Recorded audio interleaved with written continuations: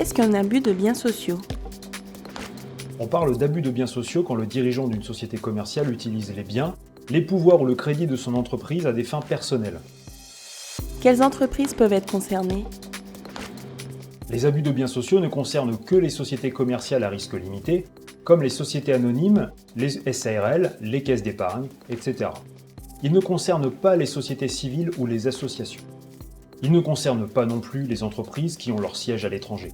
Dans ce cas, on parle d'un abus de confiance. Quels biens sont concernés?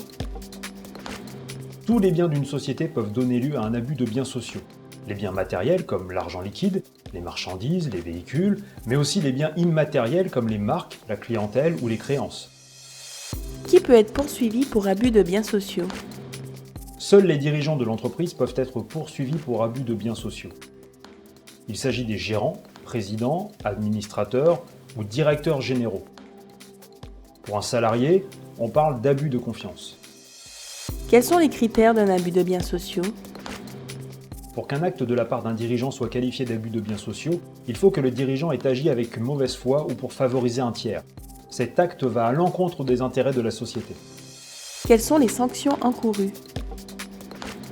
Un dirigeant ayant commis un abus de biens sociaux peut être condamné à une peine d'amende et d'emprisonnement. Sur le plan civil, il doit indemniser l'entreprise pour le préjudice subi. Les personnes reconnues coupables s'exposent aussi à l'interdiction d'exercer une fonction publique et d'administrer ou gérer une société commerciale. L'abus de biens sociaux, comme tous les délits, est prescrit au terme d'un délai de 3 ans. Qui peut être indemnisé? En cas d'abus de biens sociaux avéré, la société est l'unique victime du délit.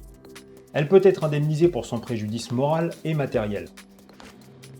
En revanche, les éventuels associés de la société ne peuvent pas être indemnisés individuellement.